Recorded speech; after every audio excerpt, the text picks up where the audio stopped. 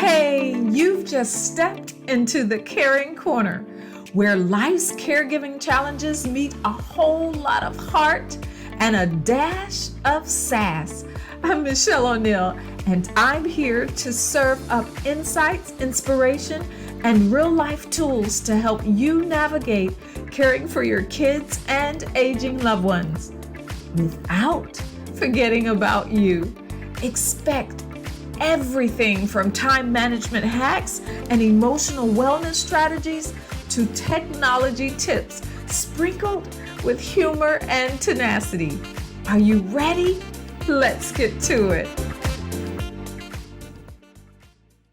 Hey, and welcome to the Caring Corner. I'm Mischelle O'Neill, your host and resident emotional wellness coach. And I am so thrilled today to have with me a special guest, Theresa Horne, who is a personal trainer and a nutritionist.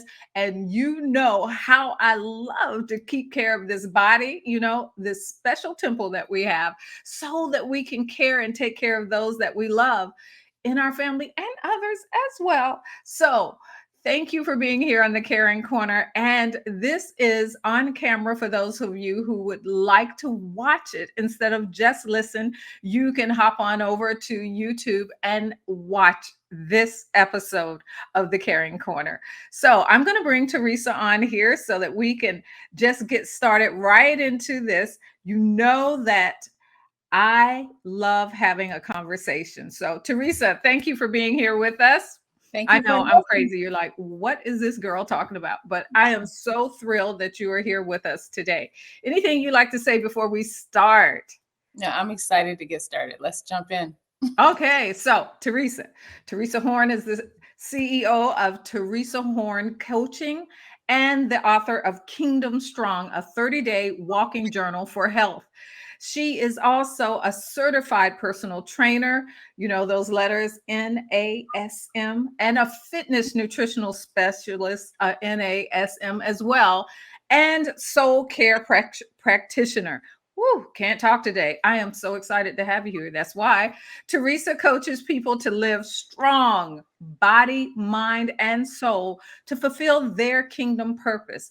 And that's why I love talking to her and with her, because of where her focus is and what we're to do with our bodies, with our mind, and our soul to be all that we have been created to be. So, Theresa, thank you for being here. Thank you so much Thank you for for having me. giving us a part of your time to share why it's so important to use our body and our mind and our soul for the purpose that we have been put here on this earth and created to do.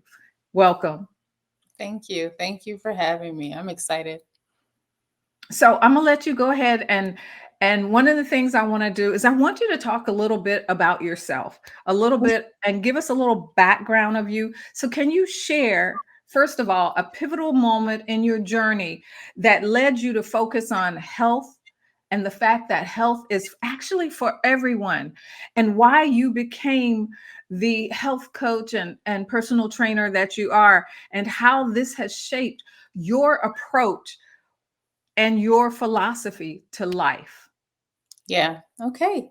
Well, again, thank you for having me. When we talk about pivotal moments, I think there are several that I think of, but I'll start with, especially because I will be 50 on March 15th. So, No, yeah. no. Yes. You're And still a baby. I started my health journey in earnest when I was about to, probably I must have been about 38, 39. So I was looking at 40. And I was, at that time, I was 330 pounds. So yeah, yeah. So, and I was active. We had young kids, I did stuff. We, did sports, and we would go to the Y and swim. So it wasn't like I was completely sedentary. If you had asked me at the time, I would have said we eat healthy. We were in a food buying co-op. So I had extra weight that I was carrying, and I hadn't really super tried to lose weight because I kind of thought I was generally healthy. But I started to have pain in my knees. And so like when I would get down with the kids, my knees I'd be a little slow getting up. And I was watching my mom at that time, and she was playing on the floor with the kids. And then she got up, and she had less trouble getting up off the floor than I did. And Wow. I was looking at her and I thought, you know what? If I want to be able to get down on the floor with my grandkids one day, I'm going to have to do something about this weight on my body. And so for me, that started my journey. Like I was like, I'm going to have to lose weight. And that was the first time I had probably ever really been serious, super serious about weight loss. Mm. I had always thought you can be healthy at any size. And I still believe that today. But when we really understand what healthy habits are, if we have weight to lose, then the weight is going to come off. So if we're putting things in place that we think are healthy, and we are still morbidly overweight, that's a medical term. They use the word morbidly, but if we're considerably overweight, then we probably don't really understand what healthy is for us in that season.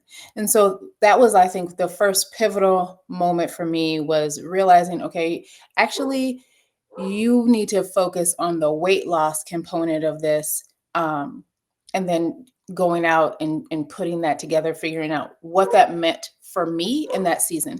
And those are all really important things. I feel like, you have to have an understanding yourself, and then you have to understand what it means for you, because what it means for me is not the same as what it might mean for you. We are all different. Exactly. We're all created uniquely. And so, something that works for you might not work for me. It might not work for me to become a vegan. It might not work for me to decide I'm going to swim every day, but that doesn't mean there's not a strategy. God created us healthy. Mhm. So that means there's a strategy, there's provision for you to be healthy. The trick is to figure out what that is for you in the season of life that you're in. So, yeah. Awesome. There are so many points that really jumped out at me when you were talking. And that one was that a lot of times we have to have those pivotal moments to actually make a change. Otherwise, we're not going to stick to it. We're not going to do it. And so we also have to have a why. And it's not a why based on someone else, but a why that's important to us. And I heard what you said, and it's so funny. People say, "Why am I still running up and down the stairs?" And we won't say how old I am, and why I'm still running around, walking, and doing this, and I won't slow down because I move like a bat out of what. So everyone when I used to work, be at my old job, they used to watch me and they go, "There's Mischelle." They just knew from the back who was walking down the hallway. But all that to say, they would ask, "Why do you do this?" And I said, "Because I want to be able to get on the floor and roll around with my grandkids, because I want to be able to do the things that we want to do together without any hindrance and stuff." And my grandson now, he's how old is he? He's 18. And he'll go and he'll still, because I used to grab him and body slam him. he'll still he'll grab me now because I'm the shorter. He's 6'2". I'm the shorter, and he'll pick me up and he'll body slam, but he slams me on the bed. He knows. He said, "Come here, grandma." And but if I was overweight or if I was unhealthy, and that's my other point.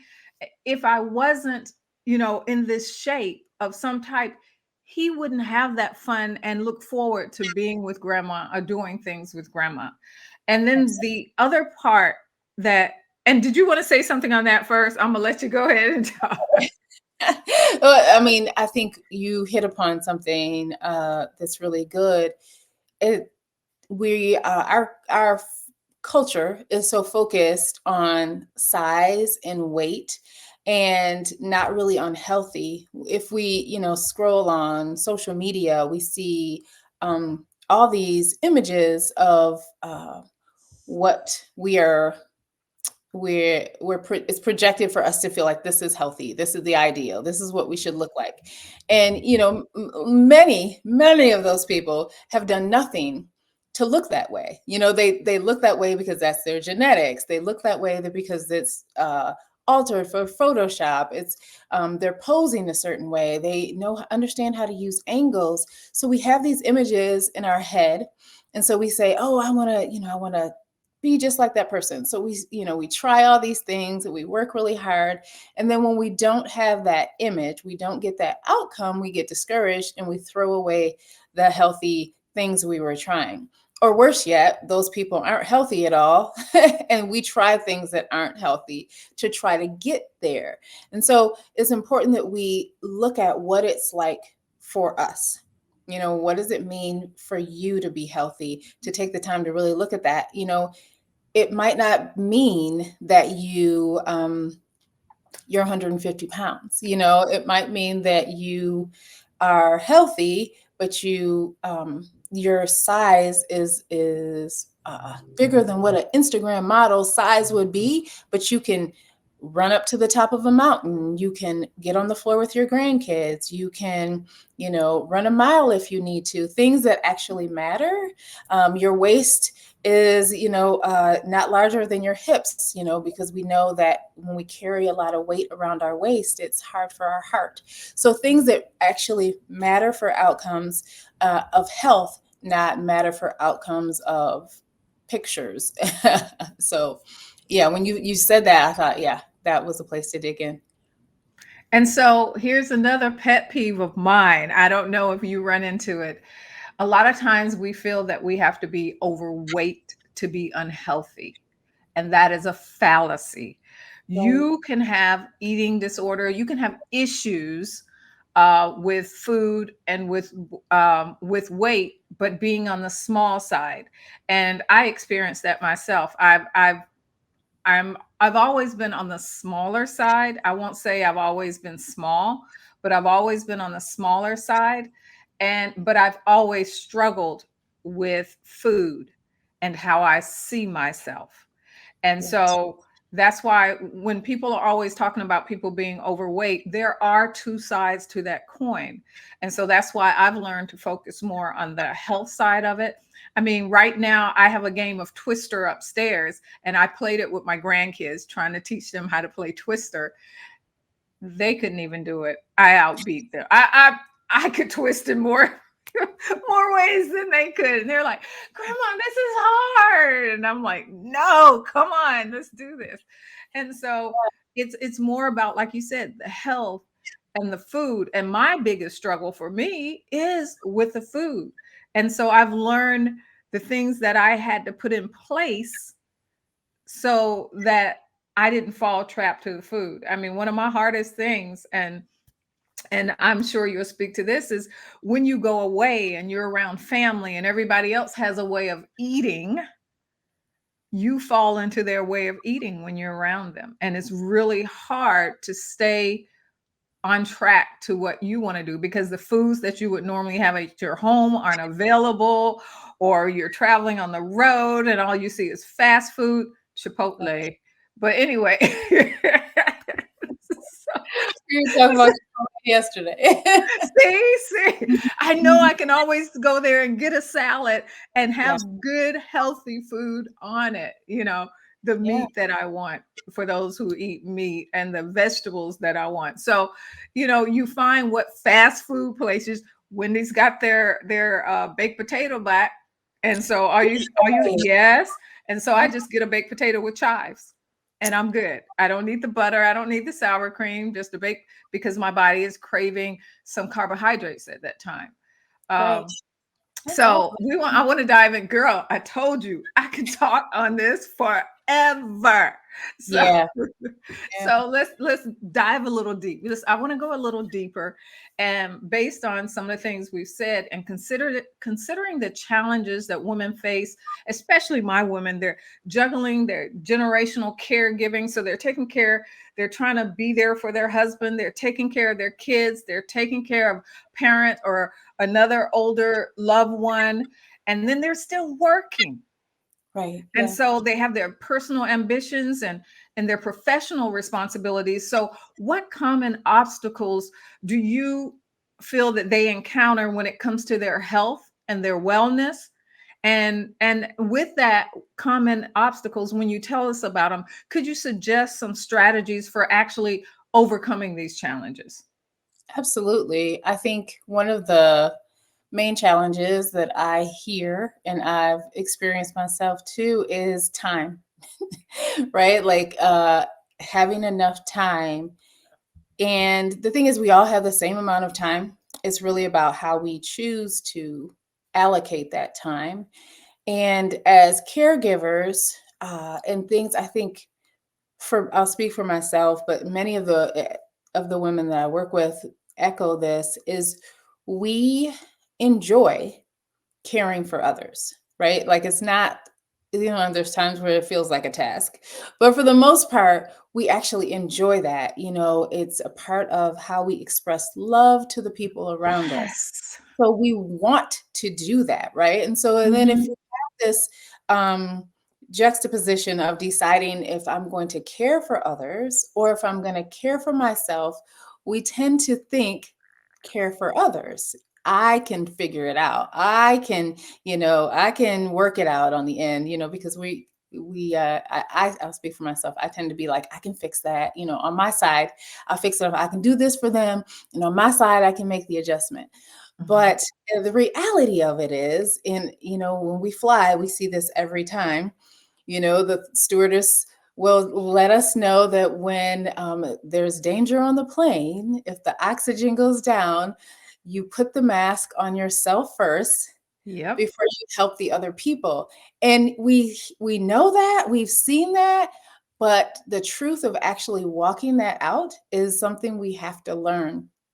And it takes, for me, it's taken like this really almost forcing myself to do it before I really actually grasped the reality and the depth of how much it matters. The fact is, and I'll just be blunt, the fact is, if we die prematurely, this thought we had that we're helping the other people is a fallacy, right? It's not going to happen because we will ultimately, our health will suffer because we don't eat healthy foods, because we don't get enough sleep, because we don't prioritize our movement and do it smartly, because we don't, there are all these things that we know we can do to improve our health so we can then pour into the people who mean the most to us. And so we have to figure out how we're going to prioritize our health and in a way that works for us. So, that's two things. We have to understand what prioritizing our health is, and then Mhm. how do I, as an individual, put that into my life? So, it really takes this looking at who you are as a person, what's Mhm. going on in your life right now, and then how do I implement it? It's not like I saw this article about runners, and I'm going to become a runner. That might not fit into your life.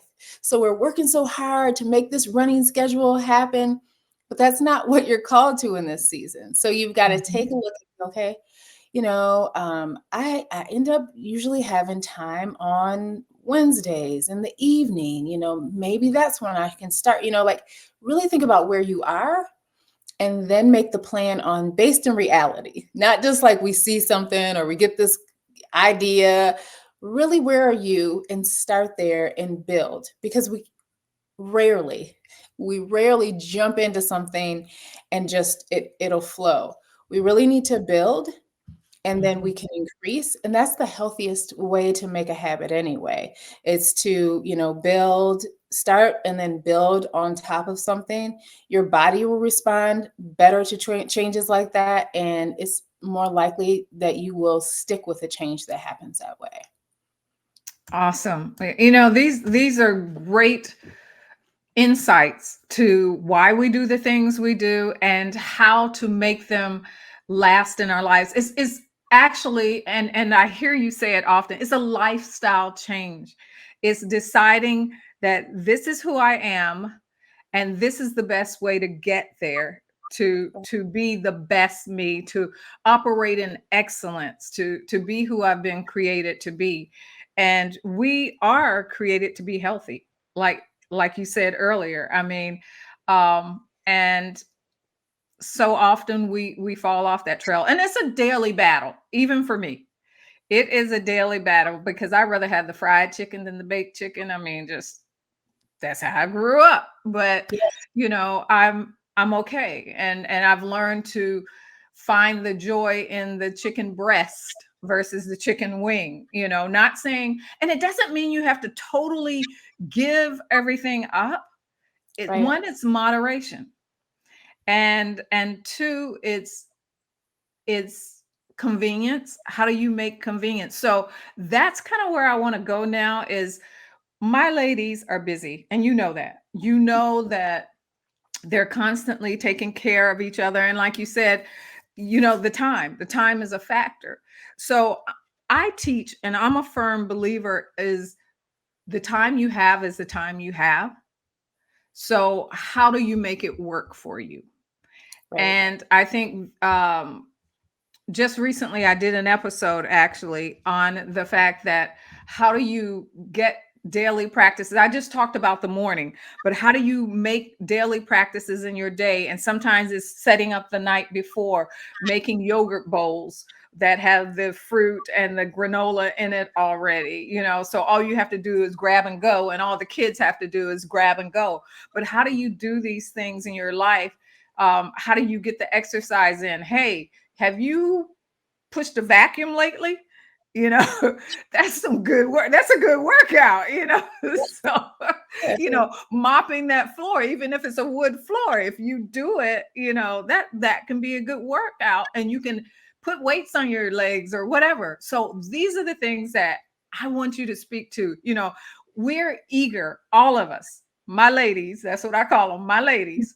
We're eager to hear about any specific strategies or tools or practices that you recommend that could significantly aid our listeners in their quests for balance and emotional wellness amidst, in the middle of all their multifaceted roles, because they do have a lot. I mean, even what they can do at work, at lunchtime, whatever, but some practice or something that can help them emotionally and physically and just health wise. So I'm going to turn this over to you.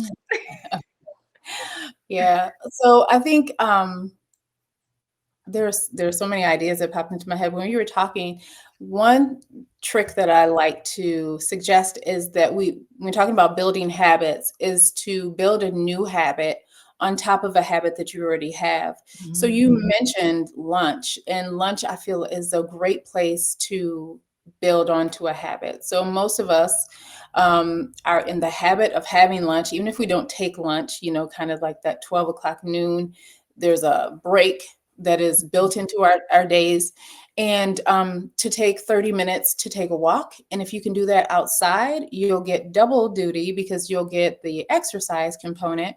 But being outside is really great for our mental health. We get the vitamin D, fresh air. So but it's really good for our mental health. So if we could build that habit of taking a walk outside at lunchtime, so whether or not you eat lunch at lunchtime, but if you take a walk in the middle of the day, that's a really good strategy to implement. Oh, So, girl, preach. I just had to say that. Preach. so building habits on top of habits. You spoke briefly about the morning, the first thing in the morning. That's another good place to build a habit. For me, building the habit of working out as soon as I wake up was a great Mhm. place for me to build a habit. I Mhm. struggled with working out at the end of the day. Like, some people it Okay. works really well, but they're like, end of my work day, then I go straight and I work. Yeah, that didn't work for me. Mm-mm. Me So the neither. for that habit of first thing in the morning, you work out. And that Mhm. consistently, you'll find if you look at the research, that is a great habit for people who are successful. And it's not because successful people are necessarily better at exercise, but it's because it's the first thing in the day.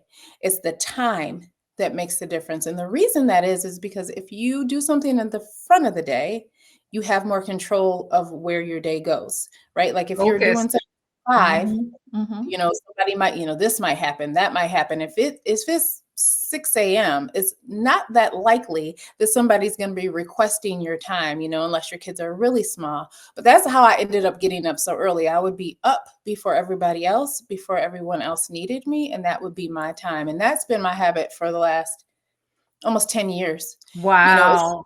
been, Girl, I been able commend you. Yes. but I've been able to be consistent with it because it's a habit. And so those are two movement habits I would suggest. We talk about food. I remember, you made me think of a story. I remember a time in my life, and it must be, yes, probably almost 20 years ago, but I remember telling my friend I was so hungry and there was nothing, so I had to eat McDonald's. And and she was like, I would never eat McDonald's. And I was like, what do you mean? Like, everybody eats McDonald's. Like, everybody, I really thought everybody ate McDonald's. Like maybe you don't do it all the time, but everybody does. And that idea that no, some people say no to that all the time, just it was inconceivable to me. And so it's about choices though, right? Like most of us in the United States, if we turn down a meal, we are not going to starve to death. And literally, that kind of blows your mind when you think about it. When you are hungry and you're like, the only choice is French fries and fried food, and you're like, I have to eat. You talk yourself into this idea that I have to make this choice when it's not true. Like Mhm. you can skip a meal and you won't perish. I, for me, that was like a really, it was like, Mischelle, I'm telling you, I was like, I could actually just wait till I got home. You know what No, I mean? I'm sorry. I'm one of those people that get a headache when you haven't Yeah, eaten in a while, and my husband will look at me. We'll be driving, and he'll uh-huh, go, "What's wrong?" I said, "I got a headache." He said, mhm. "What you want to eat?" Because So I the get and hangry, this is what hangry. and this is what I say to that. The thing about that is if you put yourself in a situation where the only thing to eat is fast food and you get hangry, you do that enough and you realize, okay, you know what? I'm not going to put myself in that situation again. I'm going to Well, make choices. And that's what you're saying. You have yeah. done. I know I can get a baked potato at Wendy's. I know I can find a Chipotle. You've done the work to figure out what else you're going to do. And then we just, it's the thing is we have to understand this doesn't have to be my choice. I can figure this out. I can figure out a strategy where I don't have to put myself in the situation where the only thing is McDonald's or the only thing is this other unhealthy choice. I'm going to figure out where the healthy places are. I'm going to make sure that there was a season where I used to carry a bag that was lined, and I had cheese sticks in there. I had, I used to carry food with me because I do. I didn't have the willpower at that time Mhm. to go to Wendy's and make a healthy choice. If I was going to Wendy's, I was eating something I had no business eating. So I was carrying food with me at that time until I got to the place where I could be like, okay, you know what? I can go there and I'll make these choices. I think you spoke about moderation and it's important. Yes, moderation is important, but we have to understand that we're not all at the place where we can moderate. True. Sometimes we need to be in a place where we're saying no, until we build up for me, it was build up the capacity to pass up things. There was a season where I had to say no to cake because I Yeah. didn't moderate cake. If I ate cake, I ate lots of cake. Oh, So there was, potato chips. yes, potato chips, right? Potato Yes, chips. I had to learn to moderate, so there was a season where it was no. Mhm. I'm not gonna eat that right now. I don't like the idea of saying I'll never eat that. Like that's me and God, we got to that where I was like, I don't, if I say I'm never gonna eat something, then I'm gonna be thinking about that something. Mhm. So Mhm. there are no foods that I'm like, I'll never eat, but I But will rarely eat them, but I am choosing that. And so that's about choices and moderation. That's a whole thing that I had to walk through with God, like understanding, yes, all things in moderation, but sometimes that means no. but think about this. And when you were talking, this hit me because I'm a blueberry girl. That's my candy of choice. Hmm. I've made it my candy of choice. And so if you can find a fast food, you can find a grocery store. You ever think Yes. about that? Yes. If Yes. you can find a fast food, you can find a grocery store, and that grocery store has fruit. They do. And then the other thing that popped in my mind is you're talking about taking stuff with you. We do too. When we travel, I have a packed bag full of stuff. And even I love crunchy stuff. So Smart Pop, even though it's not the best, that's my crunch of choice. But Yes. with that said, think about it growing up. And I know it was money wise. Our parents took food when we They got on a road trip. they That did. food was in it, whether it was a sandwich or whatever, they Yeah. had food with them. So why can't we do it now? Exactly. Exactly. I know we can do it now, right? It takes that planning on our side to plan that out and to just take a little bit more time, but we absolutely can do that now. And there's so many amazing options that we can, have. We can take salads. We can take. You talked about the grocery store. I've run into the grocery store and got a yogurt, and luckily now lots of grocery stores have food that they sell, so they'll Yeah. have spoons even, like, so Mhm, I'll mhm. grab a yogurt, grab a spoon, and have something like that. So there are so many options for it to be convenient for us. It just takes kind of, I think for me, it took changing my thoughts around what to eat and how, and kind of building new habits around all of that, because a lot of the habits we've picked up, we got them when we were kids, so Right, right, right. Mhm. we have to look at those things and kind of, and that's why I feel like it's important to look at where we're at in the season of life that we're in, because something that worked for you when you were in your 20s is going to be different than 30s, is going to be different from 40, 3, Mhm, mhm. season of your life that you're in. If you're working full time and you've got kids in high school and you're going to games, that's one thing. If you've got, if you're caring for your parents, and you might have little kids and your parents, that's another. There's all these different things that go into how we live our lives. So we need to look at the strategies that we're using to be healthy through that lens of what my life looks like right now, so Right. that's really important. And when you were saying that and you were telling the different areas of our life, one of the things I thought about is you also have to take in consideration with your nutrition is the eating habits or allergies or all these things that because someone older wants softer food or they can't, so you have to think, what can I fix that's soft and they can grab? Oh, and the kids want this child has gluten intolerance and this one can't eat peanuts Yeah. and this one. So you're thinking of all this while you're preparing, and that's why it's so important to pre-prepare, Right. because then you have these things ready when you hit the road or whatever, or when you go to a game, because when you go to the game it never fails, somebody's hungry. Yes. And so so, so Absolutely. you have this stuff, and when they want that hot dog that man is selling, and they can't have that bread that's with that hot dog, hey babe, I got this for you here, you Hmm. know Yeah, that you speaking, that's actually our house. I do have one who has gluten sensitivity and peanut sensitivity, and it does take planning. And I remember when he was younger, it was a lot easier to control, because I would say, "Hey, babe, I got this for you," and he would be like, "Yay!" As he got to his teens, he was not. They want to yeah. eat what everybody else is eating. Mhm. So that's it's goes to the seasons of life, and navigating all of those different things. The way that I've decided to, we prep our food, and I Mhm. say prep. I think when people think meal prep, they think little boxes and all that stuff, and that's we have five sons. So it's me and my husband and five sons, and then my mom. She doesn't live Yeah. with us, but she stays with us a lot, Right. and she stays over Mhm. and eats with us. So the way that prepping in little boxes, It wouldn't make sense for us.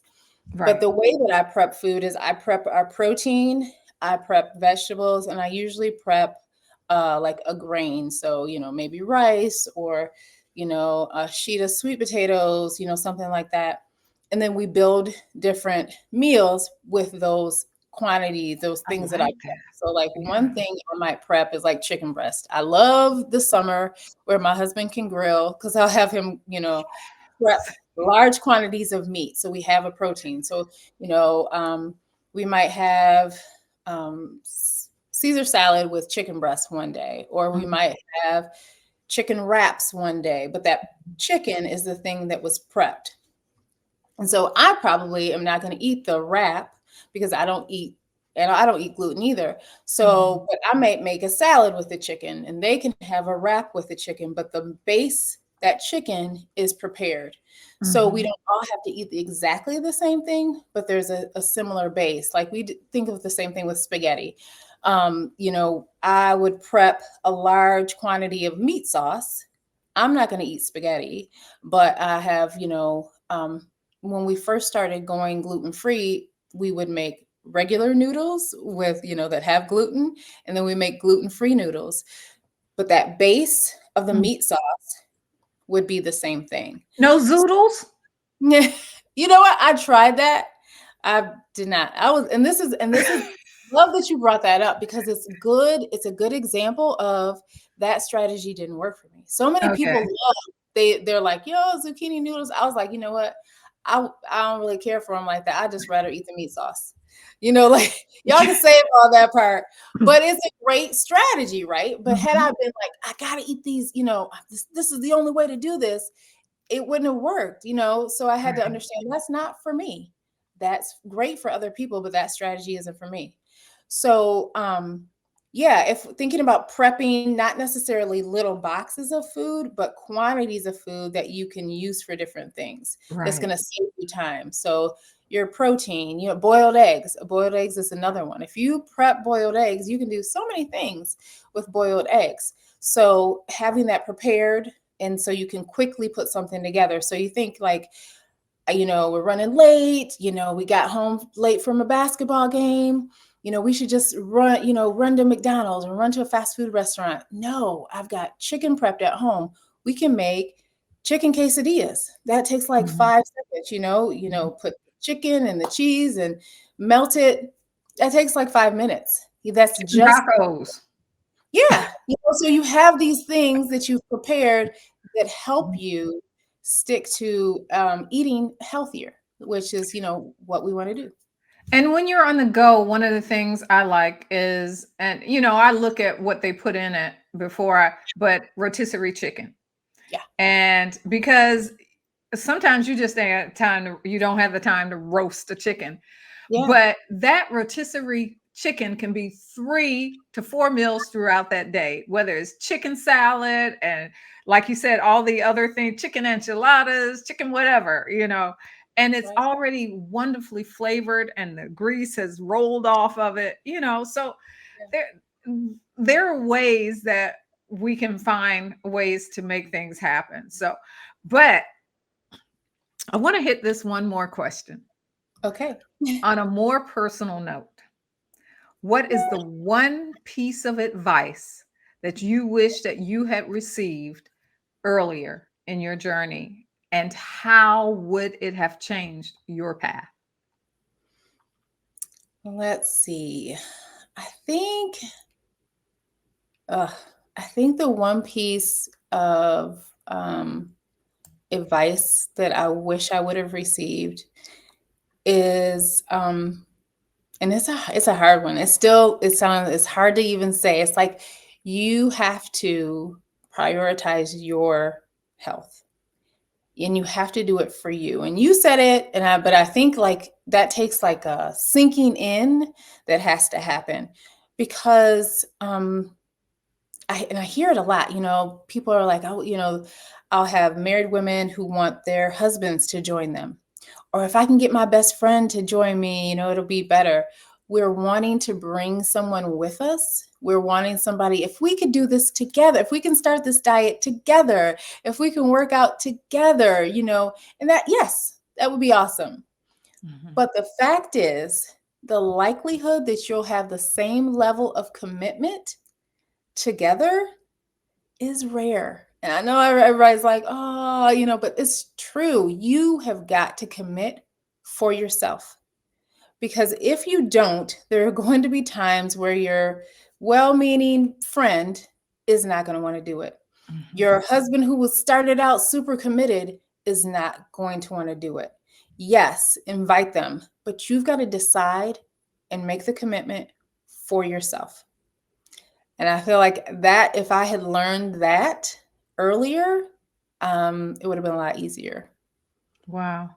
That's good stuff. The thing that really hit for me there is my husband and I have been married for over 32 years. And we've been working out together for 33 years. Mhm. And there have been points where I've been at the ebb and he's been at the flow and vice versa. Yeah. But we still he's what keep me going. The other day we worked out and he says, "How was your workout?" And I said, "Good." He says, "What? I got a good from you?" Because I was like, I'm always like, it was okay. Because I I'm gonna be honest, I hate working out and I always have, but Mhm. I know it's what I need to do, so I do it. Yeah. You don't have to like it to do it, but you're Correct. doing it because it's what you need to do in order to be where you want to be. Mhm. And so he is my encouragement, Mhm. but he's not the only reason that I go work out. And he isn't a must have. If he's sick, I can still go work out. If I'm sick, oh baby, go. You can work out.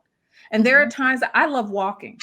And there are times that I will go walking and he doesn't walk that much anymore because of the pain he gets in, his leg or whatever.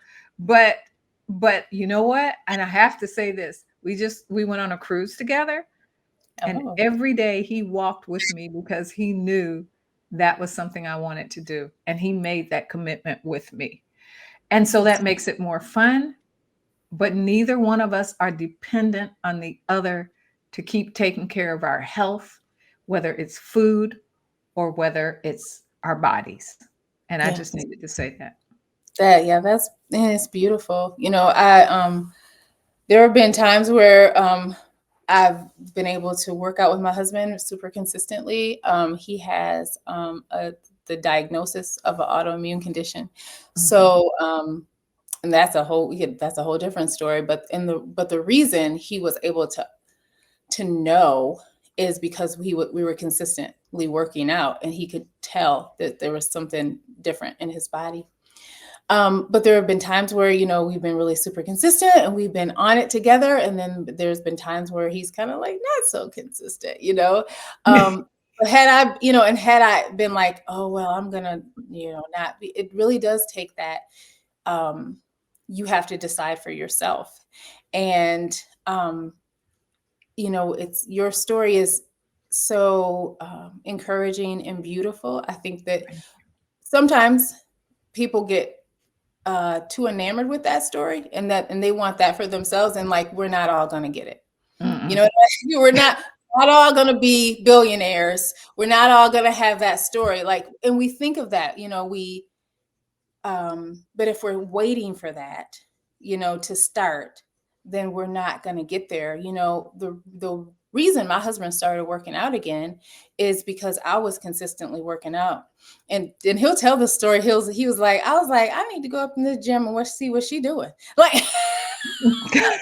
and so that got him up to go, right? Had I not Right.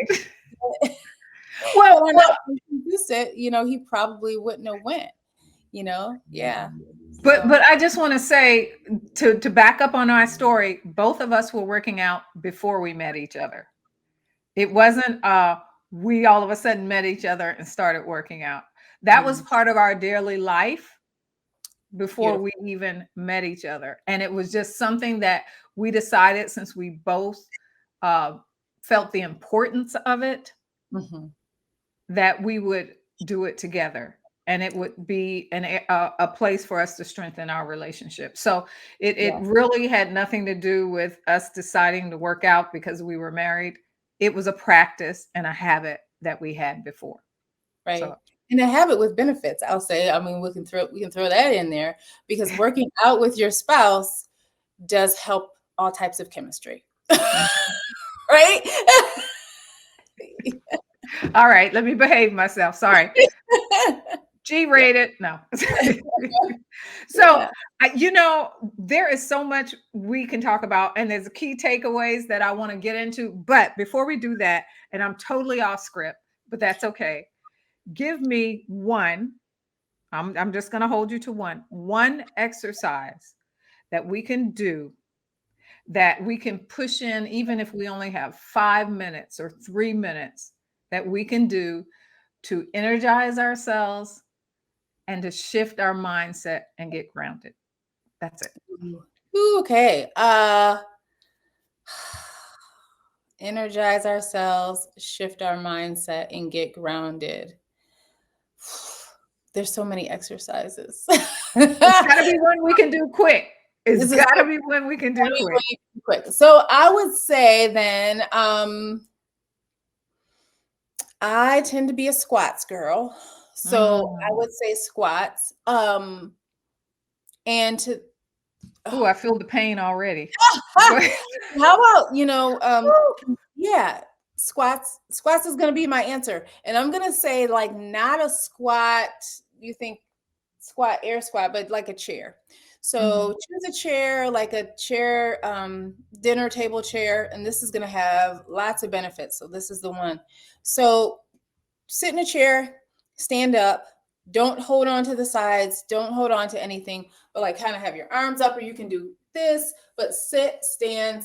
Give me 10 of those, right? Because Ooh. that's going to give you all the benefits, because some of us are going to sit in that chair with our arms like this, and we're going to realize we can't stand without Mhm. help, right? So then they're going to have something that they can build up to. Some of us are going to do that, and we're going to, you're going to be able to find out things about your body, about the shape that you're in from that sit to stand. So I think your goal is going to be 10. If you can't do 10, that gives you information. If you easily do 10, then you're going to know, okay, I could be doing more. If you're at the level where you can already do 10 sit to stands, then you should know that you need to be doing more to build onto that, because exercise is progressive. If your Okay. muscles are at a certain place and you keep them there the same, doing the same exercise routine for the last 5 years, you're going to get atrophy. Your muscles have to progress. You have to do more. And that doesn't mean you have to do crazy things. You have to do different things that progress the muscles. I was doing a plank today, and I was, okay, I decided to add a leg raise to it. And it was like, I can do a 60-second plank easy, but I added these leg raises and I was like, and I was like, it's not about adding crazy things, because we see people Mhm. doing all types of, it's not about adding crazy things. It's about progressing the movement in a way that's really smart. And I know your listeners are smart women. So Mhm. don't think I've got to do this crazy, I've got to join this crazy. You don't have to do crazy things. You need to be smart about your movement and just continue to be smart. So not crazy, smart and consistent. I'm when we get off of this podcast here, I'm gonna try them squats from the chair. And I know how hard it is, but then I'm competitive. So it's like, how many can I get done? Can I do all 10? So that was one thing. But what's so amazing about this is you can do it with the kids as a competition. You can Yes. do it with your aging loved one, with your parent, by just being there, giving them your hands and Yeah. allowing them to rise and sit, Yeah. rise and sit. And that, oh my gosh, I could just see this. I'm going to use this in one of my lives or something, because this Please. is an amazing exercise. We gotta talk offline so you can give me some more. So Okay. but Okay. this is great, and I could see that. And then when you were talking about challenging yourself, I wanted to go, no, no, no, no, no, because I am good for 5-pound weights. That's all I can do. And Yeah. it's like, look, I'm at 40 already. I think I probably need to go go Yeah. up, Yep. so just 5 pounds more, to give yourself a little push, a little resistance. That's the word I Persistence. was Yeah. looking for. Yeah. Yeah. So this is good for me. And so I just want to thank you for being here today. This has been an amazing, amazing podcast day here. And I want to say we talked about one, doing this for yourself. Mhm. It has to be for yourself, and you have to know your why. Why are you doing this? Right. And then I'm trying to think what else really stood out to me. And the simple exercises that you can do, and the way we can make the shift in our eating, and that if you have a struggle with a specific food or something, remove it for now. Don't Yes. make yourself struggle with it. If you know it's a struggle that you really can't win right now, Right. take it out of the way. Absolutely. And anything else that I forgot that you think they really need to get from this episode? I think that loving others is caring for yourself first. Because we struggle with, Exactly. feel like we struggle with that guilt, and the best way to love others is to prioritize our health. And so just remember that if when you're choosing, like, I feel guilty about going to work out, that's the best thing you can do for your loved ones is to take care of yourself. Oh, and if they have an issue, say, "Do you want to come with me?" Oh, they'll quickly go, "No, you go ahead. Yeah, exactly. Enjoy." I'm telling you, if you ever want to get rid of someone, tell them, offer to take them with you when you work out. So Yeah. that's all it is. Look, Theresa, I have so enjoyed our time together. I just want to thank you for being here with us today. If you don't know where you are on the Caring Corner, and we're talking about why health is for everyone, right?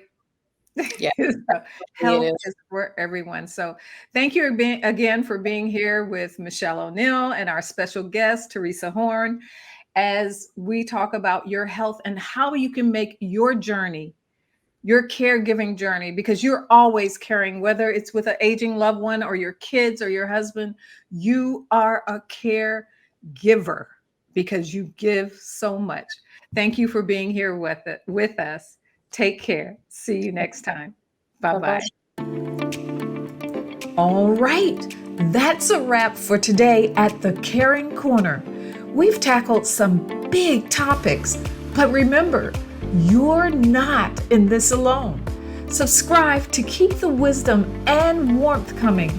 And stay tuned for amazing guests who'll be joining us to help round out your caregiving toolkit. Catch you next time and keep conquering those challenges.